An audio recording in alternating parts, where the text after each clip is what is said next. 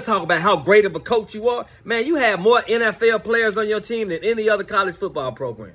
I could have coached some of them to a couple of championships.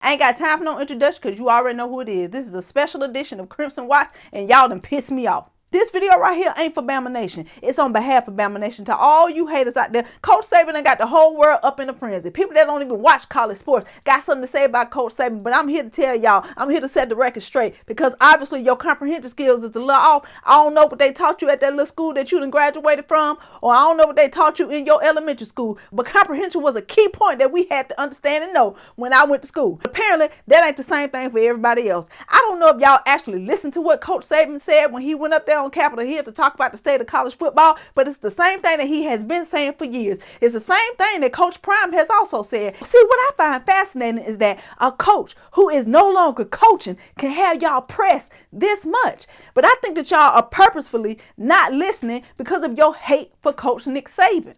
I mean, this man done retired on January 10th of 2024, and everything he says gets scrutinized, and they go through it with a fine-tooth comb, and they blow up and get so pissed off at anything that he says about college sports because he done whooped y'all ass so many damn times. And everybody gets so pissed off about every little thing that he says. Coach Saban can be standing on the side of the road giving out free popsicles, and people gonna still have something to say because they gonna say it's too cold. And yes, I'm mad because y'all get mad at y'all keep talking about where it's the right message, but it's the wrong messaging. My question to you is, who would you prefer? Would you prefer Dabo? Would you prefer Kirby? And speaking of Kirby, Kirby also said the same thing that Nick Saban said recently today. And y'all didn't say nothing about that. Y'all ain't going at his neck like y'all go at Coach Saban. But I know why y'all go at Coach Saban, because y'all losers. But that's a question I want to know. Who would you rather have relay that message other than the GOAT himself? The coach that has been coaching for 50 years. This man is 70 plus years old. He has been coaching longer than he has been doing anything else in his life. And y'all think that he is not the one that should be relaying the message about the state of college football. If anybody has the experience, it's him. And if y'all want to say he's been benefiting from the free play of these athletes, let me tell y'all something. There are valid criticisms to be had about Coach Saban, but this particular criticism is not the criticism you think it is, because every single coach in D1 football, every single coach at the big name footballs, from Alabama's to Ohio State's to Clemson to Georgia to Michigan as of late, have all dipped their toe in the dirty water of college football. So let's not get self-righteous here, okay? Let's be for real, and why don't y'all just be honest that you don't like the fact that it's Coach Saban actually saying these things. And I didn't want to get into this because I didn't want to make it a race thing, because I'm black before anything. And I didn't want to make it seem like that I'm trying to defend a white coach, because that's not it at all. But I see a lot of people speaking from the HBCU side of things. Again, like I said, there is enough criticism to go around when it comes to Nick Saban and the rest of these coaches at these PWIs. But let's keep the focus. Let's not get so caught up where we can't see the forest for the trees. If Coach Saban decided he wanted to coach one more year at an HBCU, I wonder what the narrative would be then. I wonder if you would all be saying the same thing. You would be loving Coach Saban just like Alabama fans do. And quite frankly, just like all of y'all do. Because a lot of y'all are very much jealous at the University of Alabama because you could not have gotten a coach like Coach Saban. Everything he said has been facts from day one. And y'all know that. But you're choosing not to hear what he is actually saying. He never said that he does not want the players to be paid. Where are y'all getting that from? Are y'all being willfully obtuse, just ignoring everything that this man has said? But you got people out here, the talking heads, the so-called experts, the ex-players, who are saying, Coach Saban just mad, the players got to get paid now and he don't like it. Which is why I'm making this video today, because I come to debunk you. Roll the clip. Hypocritical. It was fine when you was making all that money and they couldn't make anything. Now the players can make something. Now you got a problem with it. Name, image, and likeness is a great thing for players. Collectives has created a way for third parties to make contributions to marketing organizations who can create opportunities for players, which I think is a good thing. Creates opportunities for players. That's a good thing. A good thing. A good thing. A good thing. What was said?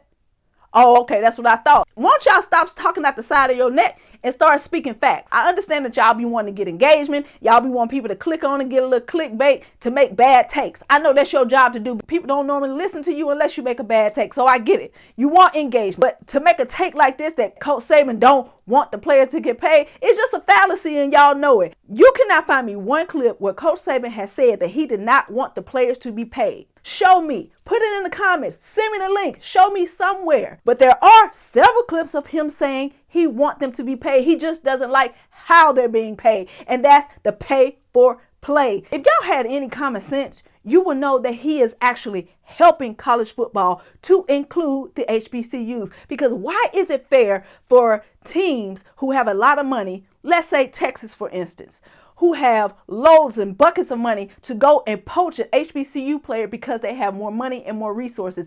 Although they have always been doing that, it is more prevalent now and more out in the open because it's a legal thing and there are no rules. This is what Coach Saban has been saying because it's happening to PWIs.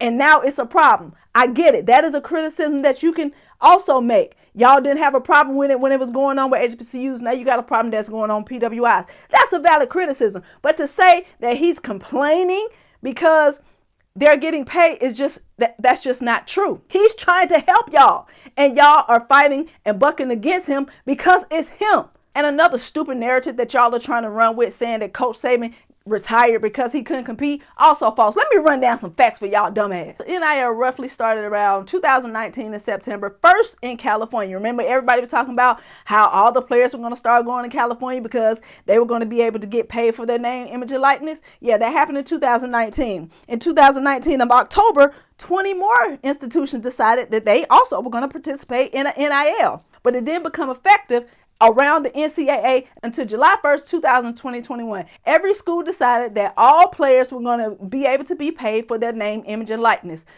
So if NIL came to the forefront in 2019, then there should be some type of manifestation that Nick Saban couldn't compete. Let's look, shall we? Let's look at Nick Saban's recruiting class for 2019. Number one. How about 2020? Number two. How about 2021? Number one. 2022. Number two. 2023. Number one. Oh, and 2024. Number two, because some of those are still some of his recruits. So let's not get it twisted, okay? If he could not compete, how come he continued to have the number one and number two recruiting class? Let's be for real here, okay? Let's be serious. How about we look at conference championships? Since 2019, Nick Saban has won the conference championship in 2020, 2021, and 2023, and went undefeated 9-0 within his conference in the current NIL and transfer portal era. Oh, talk about championships. Well, since 2019, 2020, we won a national championship. 2021, we made the playoffs. 2023, we made the playoffs. So what are y'all talking about that this man could not compete? If that man wanted to coach one more year, he would have made the playoffs again. But see, y'all don't want to talk about that. You only want to talk about, oh, well, he can't compete because that fits your narrative. See, I know why y'all mad. I know why y'all mad. Because for years and years and years, Nick Saban done whooped y'all ass. He done beat y'all to a pulp. He done flatten y'all. He done ruin your championship hopes. You done came to Tuscaloosa and got beat. We done came to your house and beat you. And we done beat you all over the world. And now you mad. See, that man done left college football, but you still scared because you know the imprint that he left on the University of Alabama, and you know it's still there. You know the standard was not created by Nick Saban, but he elevated it. And you know that the University of Alabama is always going to be tied to Nick Saban. And as long as you're afraid of Nick Saban, you're going to be afraid of the University of Alabama because that's where it all stems back to. You're mad and you're scared. But you can't beat them even when you join them. And quite frankly, you're broke. Even with the NIL, I don't care if it was Nick Saban or if it was anybody else.